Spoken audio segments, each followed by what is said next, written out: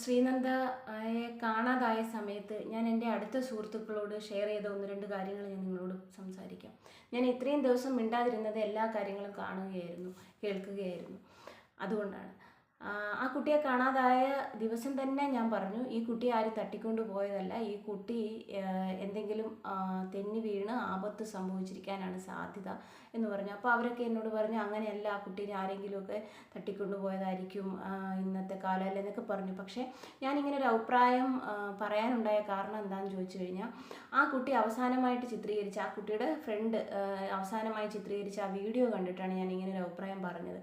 എല്ലാവരും പറഞ്ഞു ആ കുട്ടി എന്തിനോ ഭയന്ന് പുറകിലേക്കൊക്കെ നോക്കുകയാണെന്നൊക്കെ പറഞ്ഞു. പക്ഷേ ഞാൻ ആ വീഡിയോയിൽ നിന്ന് മനസ്സിലാക്കിയ കാര്യം എന്താണെന്ന് ചോദിച്ചു കഴിഞ്ഞാൽ, ആ കുട്ടി ഭയന്നിട്ടല്ല, ആ കുട്ടി ഇതെല്ലാം കണ്ടിട്ട് ആകാംക്ഷയോടുകൂടി ഇതെല്ലാം കാണാനുള്ളൊരു എന്താ പറയുന്നത്, ഒരു ക്യൂരിയോസിറ്റിയിൽ ഇങ്ങനെ പുറകോട്ടൊക്കെ തിരിഞ്ഞു നോക്കുന്നതാണ്.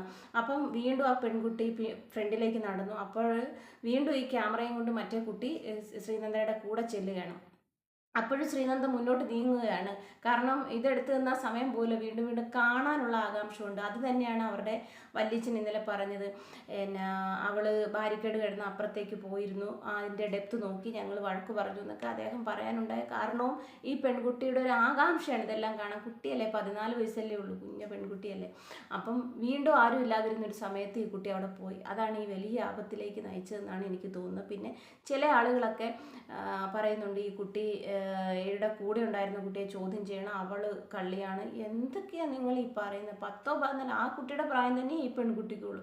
ചെറിയ പിള്ളേരെ കുറിച്ചാണോ നിങ്ങൾ ഈ അനാവശ്യമൊക്കെ പറയുന്നത്? ഇനി എന്തെങ്കിലും ഉണ്ടെങ്കിൽ തന്നെ നിങ്ങൾക്കിപ്പോൾ അത് അറിഞ്ഞിട്ട് എന്ത് കിട്ടാനായിട്ടാണ്? ഇനി ഉണ്ടെങ്കിൽ തന്നെ എന്തായാലും ആരും തള്ളി നീട്ടമൊന്നും ആകാൻ ഒരു സാധ്യതയില്ല. ആ കുട്ടി വീണ്ടും അവിടെ പോയപ്പോൾ ഉണ്ടായ ഒരു ആപത്താണത്. ചിലപ്പോൾ കുട്ടികളല്ലേ, ഇവരൊക്കെ ബന്ധുക്കളാണ്, അവർക്ക് ഇനിയും ജീവിക്കേണ്ടതല്ലേ. നിങ്ങളൊന്ന് ആലോചിച്ച് നോക്കിയത്, നിങ്ങൾ എന്തൊക്കെയാണ് പറയുന്നത്? അങ്ങനെ ഒരു അപകടം കണ്ടെങ്കിൽ എന്തായാലും ആ കുട്ടികൾ മറ്റുള്ളവരോട് പറയും. ഇത്രയൊന്നും കുട്ടികൾ പിടിച്ചു നിൽക്കത്തില്ല, മനസ്സിലായോ? ഇത്രയും പ്രശ്നങ്ങളൊക്കെ നടക്കുമ്പോൾ അവർ പറയും, ഞാൻ കണ്ടിരുന്നു എന്ന് പറയും. ആദ്യം വേണേൽ പേടിച്ചിട്ട് പറയാതിരുന്നിരിക്കാം, മേ ബി ഇനി അങ്ങനെ വല്ലതും സംഭവിച്ചെങ്കിൽ. പക്ഷേ ഇത്ര ഒന്നും കുട്ടികൾക്ക് പിടിച്ചു നിൽക്കാൻ പറ്റത്തില്ല. നിങ്ങൾ ഇരുന്ന് മണ്ടത്തരം വിളിച്ചു പോകേണ്ട ആവശ്യമൊന്നുമില്ല. അതുകൊണ്ട് ഈ കുട്ടി വീണത് അവർ കണ്ടിട്ടുണ്ടാകാനും സാധ്യതയില്ല. ഇനി മറിച്ചാണെങ്കിൽ ഞാൻ പറയുന്ന വാക്ക് ഞാൻ തിരുത്താൻ തയ്യാറാണ് കേട്ടോ.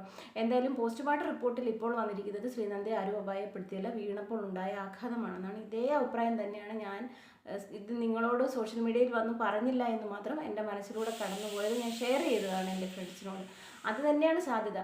പിന്നെ ചില ആളുകൾ മാതാപിതാക്കളെ കുറ്റപ്പെടുത്തി പറയുന്നുണ്ട്, അതൊക്കെ വളരെ മോശപ്പെട്ട കാര്യമാണ്. പിന്നെ 10-40 പേര് ടൂറ് പോകുമ്പോൾ സംഭവിക്കുന്ന ഒരു അപകടമാണ് ഇപ്പോൾ നടന്നത്. കാരണം എന്താണെന്ന് ചോദിച്ചാൽ, 40 പേരുണ്ടാകുമ്പോൾ നമ്മൾ പല 5-6 പേര് ചേർന്ന് ഒരുമിച്ച് നടക്കും, പല കാഴ്ചകൾ കാണും. അപ്പോൾ നമ്മൾ കരുതുന്നത് എന്താണ്, ഒരാളെ കാണാതെ വന്നു കഴിഞ്ഞാൽ അവരുടെ കൂടെ കാണും, അല്ലെങ്കിൽ മറ്റവരുടെ കൂടെ കാണുമെന്ന് നമ്മൾ സ്വയം ചിന്തിക്കും.